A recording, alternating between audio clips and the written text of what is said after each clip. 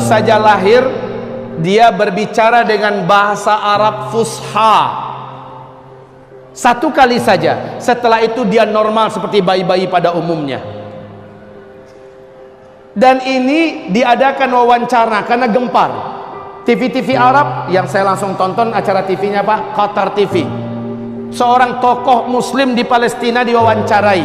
Dia bersaksi, dia bersumpah, silahkan tanya syekh-syekh kami di Palestina bahwa ini nyata. Seorang bayi laki-laki telah lahir berbicara dengan bahasa Arab fusha satu kali saja. Apa katanya? Ana rajulun sayaqtuluni dajjal wala yaqtulu ba'di ahadan abada. Kurang lebih seperti ini. Ana rajulun sayaqtuluni dajjal wala yaqtulu ba'di ahadan abada. Kemudian bayi ini normal umumnya seperti bayi-bayi yang lain. Ana apa artinya? Nah itu kan bisa. Rajulun seorang lelaki, saya qutuluni dajjal, yang nanti saya akan dibunuh oleh dajjal. Wala yaqtulu ba'di ahadan abada. Setelah itu dajjal tidak akan sanggup lagi membunuhku, dan tidak pun seorang pun setelahku membunuhnya. Dajjal sudah tidak mampu, seorang pun selama-lamanya. Kejadian ini sekarang sudah masuk tahun ke-13. Sudah masuk tahun ke-13. Seandainya berita ini sahih, maka semakin menguatkan keyakinan kita sudah sangat dekat Dajjal terlaknat itu akan keluar. Umurnya sekarang masuk 13, 14, 19, 16, 17. Berarti dalam hitungan tahun yang sangat dekat si Dajjal celaka ini akan keluar. Siap atau tidak? Siap atau tidak? Demi Allah saya tidak siap. Bapak gimana? Kalau ada yang berani mengatakan siap, terlalu. Saya tidak siap. Dajjal ini terlalu berat untuk dihadapi. Sedangkan para nabi saja berlindung kepada Allah dari Dajjal. Bagaimana lagi orang biasa macam kita? Tapi kenyataannya sudah sangat dekat. Ustadz, bisa jadi itu rekayasa TV Pak Ustadz supaya laris acaranya. Mungkin. Bisa jadi. Ini adalah rekayasa TV. Dibuat-buat agenda dan acaranya. Tetapi kaum muslimin, ini TV-TV Arab memuat semua ya. Jika ini memang rekayasa, bagaimana tentang Danau Tiberias? Bisa direkayasa nggak ini? Nggak bisa. Bagaimana dengan pohon kurma di kebun kurma Baisan? Bisa direkayasa nggak? Nggak. Karena hadisnya sahih. Taib kaum muslimin hamba-hamba Allah yang kami muliakan, tentang kemunculan Dajjal, tanda-tandanya sudah sangat-sangat dekat. Bapak lihat, hampir negara-negara besar di dunia mempersiapkan kemunculan Dajjal. Negara-negara besar di dunia mempersiapkan ciri-ciri dan tanda-tanda kemunculan Dajjal. Bapak, Dajjal nanti masuk ke Madinah, nggak bisa. Ketika gagal masuk Mekah, nggak bisa. Dia bercoba masuk Madinah, juga tidak bisa. Kenapa tidak bisa? Sudah ada malaikat yang menghunus pedang di tiap-tiap pintu masuk Mekah atau Madinah. Maka Dajjal tak berhasil masuk. Dajjal naik ke atas sebuah bukit di luar kota Madinah, kata Rasul, dan melihat ke arah Madinah. Dajjal berkata sambil menunjuk ke masjid Nabi, itu adalah istana putihnya si Ahmad. Itu adalah istana putihnya si Ahmad. Dia menghentakkan kakinya 3 kali di atas bukit itu. Gempa ke satu kota Madinah.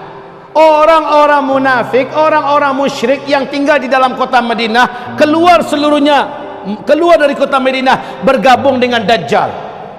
Dan ketahuilah, bukit tempat dia menghentakkan kaki disebut dengan Bukit Garam. Oleh ulama sekarang disebut dengan Bukit Dajjal. Tahu tidak Bapak Ibu, di mana bukit ini berada di Madinah? Di luar kota Madinah. Sekarang bukit itu di atasnya sudah dibangun istana kerajaan. Jadi yang Bapak lihat masuk ke Madinah, pergi ke Uhud, ada nampak satu bukit didirikan istana. Itu adalah bukitnya Dajjal. Itu Bukit Garam.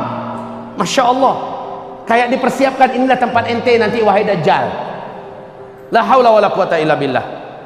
Kaum muslimin yang kami muliakan, sementara istana putih yang ditunjuk oleh Dajjal ke Masjid Nabawi, ketika Nabi melafazkan hadis ini, seperti apa kondisi Masjid Nabawi? Lantainya saja masih tanah. Betul? Lantainya saja masih tanah, tiang-tiangnya masih pohon kurma, atapnya masih pelepah kurma. Sementara Dajjal di akhir zaman mengatakan itu istana putihnya si Ahmad. Masjid Nabawi sekarang kondisinya mirip istana enggak? Mirip kaum muslimin. Ketika Dajjal menunjuk itu adalah istana putihnya Muhammad, kondisi Masjid Nabawi sekarang lah yang paling cocok. Masya Allah. Baik, Dajjal tidak lama setelah dia keluar, bumi ini dikelilinginya masanya tidak lama, hanya 1 tahun 2 bulan 2 minggu Dajjal pun selesai masanya. Kenapa? Muncul tanda besar kiamat yang ketiga,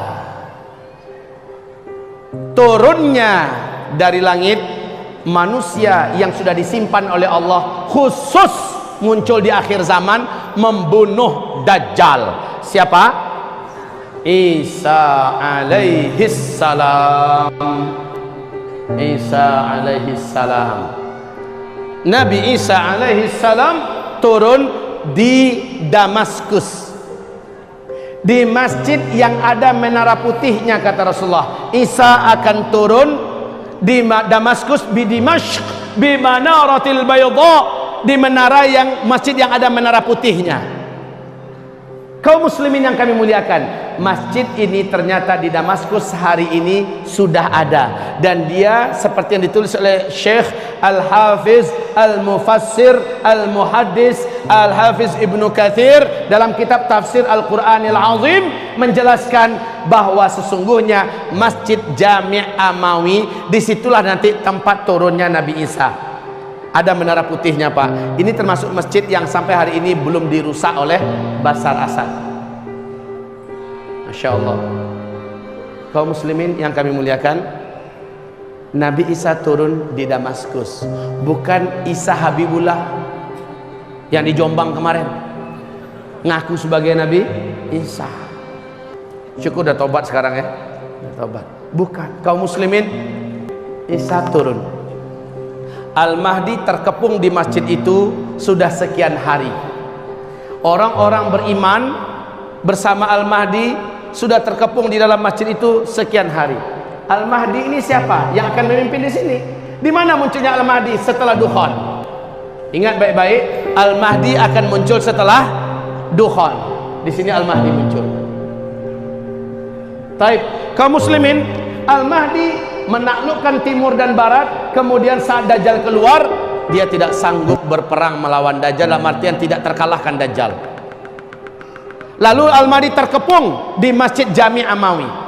Al-Mahdi, hamba-hamba Allah yang kami muliakan, dengan orang beriman salat subuh berjamaah, kumandang subuh. Kemudian selesai salat sunat fajar atau salat sunat qabliyah subuh, Al-Mahdi suruh qomat, beliau pun maju ke depan. Saat maju ke depan, seluruh mata mengarah kepada langit. Ternyata Nabi Isa sedang turun diapit oleh 2 malaikat yang masing-masing malaikat punya 2 sayap yang terkembang. Nabi Isa turun, tangan Isa yang kanan memegang bahu sebelah kiri malaikat sebelah kanannya. Tangan Isa yang sebelah kiri, telapak tangannya memegang bahu sebelah kanan malaikat yang sebelah kirinya. Isa pun turun. Rambut Nabi Isa, kata Rasulullah, bagaikan orang yang baru siap mandi, seperti ada air-air yang menetes. Orang-orang yang beriman tersenyum bahagia karena yang dinanti-nanti sudah datang, Isa alaihi salam. Dan memang mereka sangat yakin, Pak, inilah saatnya Nabi Isa harus turun. Isa pun turun. Al-Mahdi langsung mundur mempersilahkan Isa untuk menjadi imam. Isa berkata, tidak, imam pada masa ini adalah engkau. Saya hanya penolongmu, saya hanya pendampingmu. Majulah, jadilah imam. Isa pun sholat di belakangnya. Sholat subuh selesai, zikir selesai, matahari mulai terbit. Ternyata Dajjal berhasil mendobrak pintu masjid.